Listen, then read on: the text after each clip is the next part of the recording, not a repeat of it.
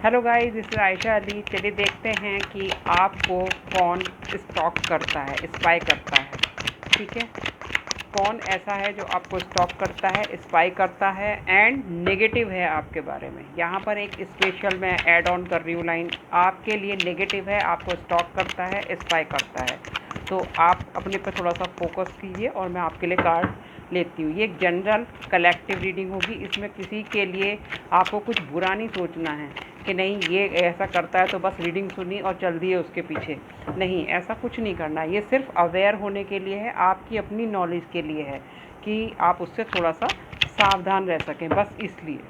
ठीक है गाइस, तो अब पे थोड़ा सा फोकस लाइए और मैं आपके लिए कार्ड्स निकालती हूँ। जनरल रीडिंग है, कलेक्टिव है, टाइमलेस है। इसे आप जब भी देखेंगे आपसे रेजोनेट होगी और इसे कोई भी दे सकता है, male female, married, separated, window, जो भी देखना चाहें वो इसे देख सकते हैं। जेंडर वाइज रीडिंग नहीं है। जब भी आप इसे देखेंगे ये आपसे रेजोनेट करेगी उसी टाइम पे, टाइमलेस है इसलिए। चलिए देखते हैं कौन आपको स्टॉक और स्पाई करता है और नेगेटिव है आपके लिए। ये सिर्फ आपको अवेयर करने के लिए है। ठीक है गाइस, चलिए देखते हैं। पहला कार्ड मैं देती हूँ, कौन है ऐसा पर्सन। और आप देखिएगा अपने आसपास में ज़रूर ऐसा कोई होगा। टेम्परेंस, एक ऐसा पर्सन जो कहीं ना कहीं बैलेंस नहीं है। ठीक है, अब ये किसी भी तरीके का बैलेंस हो सकता है। उसके फाइनेंशियल बैलेंस नहीं है, इमोशनली वो बैलेंस नहीं है। एक इस तरीके का पर्सन हो सकता है। ठीक है, या फिर कुछ लोग पर्टिकुलर उनके प्रोफेशन से मैं बता सकती हूँ, हीलर हो सकते हैं। ठीक है, जो आपको पसंद नहीं कर सकते। सपोज़ आपका भी प्रोफेशन सेम है, ठीक है, या डॉक्टर हैं आप, या कोई भी टीचर भी हो सकते हैं, कोई मोटिवेशनल गाइडेंस करने वाले पर्सन हो सकते हैं, एंड कोई लीडर भी हो सकते हैं। ठीक है, इनका जॉडिक साइन जो मुझे दिखाई दे रहा है वो Scorpio, cancer, yes, cancer, Scorpio and Pisces वो हो सकता है जो आपको स्पाई कर रहे हों, किसी तरीके से स्टॉक कर रहे हों। या कई बार क्या होता है ना, लोग हमें कोई नुकसान भले ही ना पहुंचाना चाह रहे हो लेकिन इंक्वायरी रखने की आदत होती है। तो अपने आसपास में देख सकते हैं कि कोई इस तरीके का पर्सन हो सकता है। Yes, next card, death.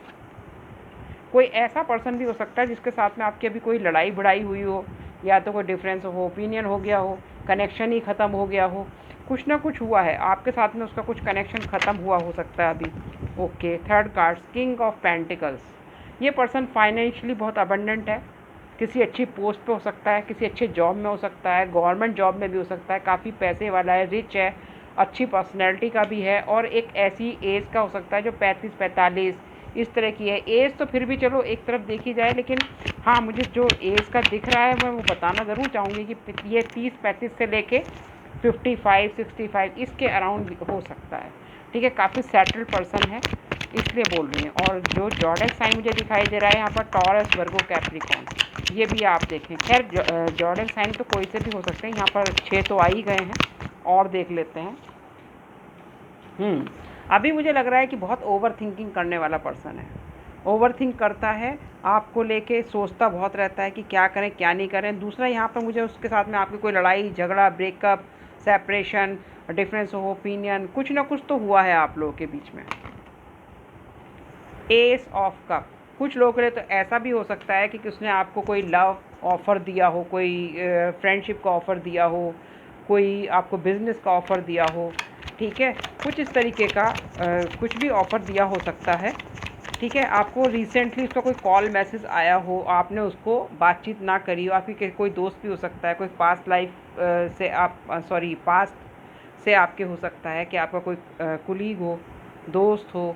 ठीक है, कोई भी हो सकता है, आपका कोई फैमिली का ही पर्सन ऐसा हो सकता है, क्योंकि फैमिली का कार्ड आ गया है। यहाँ पर टॉरस, वर्गो, कैप्रिकॉर्न कंफर्म हो गए हैं। एंड जॉडिक साइन तो यहाँ पर सारे ही मुझे दिखाई दे रहे हैं, लेकिन काफ़ी स्टेबल पर्सन है जो आपको स्पाई कर रहा है, या आपके साथ में कोई स्टेबल कनेक्शन चाहता था बट आपने इसको डिनाई कर दिया, मना कर दिया। कोई लव ऑफर वाला पर्सन भी हो सकता है।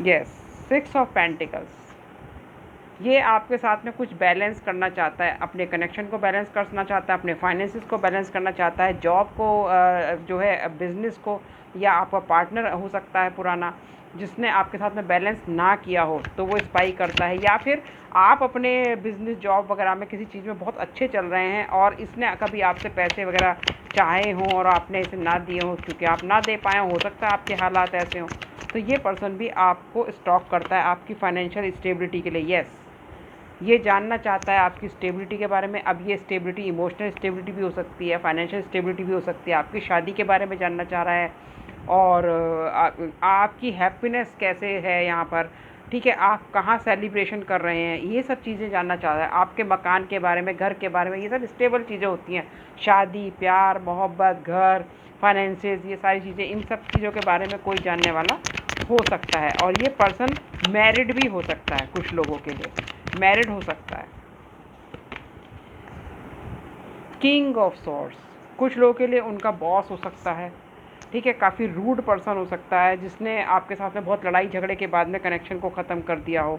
कुछ लोगों के लिए एक ऐसा पर्सन हो सकता है जो एक्सप्रेसिव कम है, ठीक है, भले ही वो रूड कितना ही हो अपनी चीज़ों को एक्सप्रेस नहीं करता है, ठीक है, स्टक सा रहता है। आपको लगता है कि ये पर्सन खुद ही इतना स्टक रहता है अपने हालात में, आपने देखा होगा, और आपने उसको किसी भी वजह से सपोर्ट नहीं किया होगा, या पैसे के लिए आपके पास में आया हो, या लव कनेक्शन के लिए आया हो, शादी के लिए आया हो, लेकिन आपको लगा होगा कि ये खुद ही स्टक है, इसकी अपनी स्टेबिलिटी कुछ नहीं है, और आपको उसका बिहेवियर 1% अच्छा नहीं लग रहा हो सकता है, ठीक है, या फिर आपको लगा हो कि वो पर्सन ने आपको एक्सप्रेस ही नहीं करा तो मैं क्या इसकी हेल्प करूं, क्या करूं, तो वो थोड़ा सा ना आपको इस चीज़ में लेता है नेगेटिव कि आपने उसकी हेल्प नहीं करी, ठीक है, तो थोड़ा सा स्लो पर्सन हो सकता है।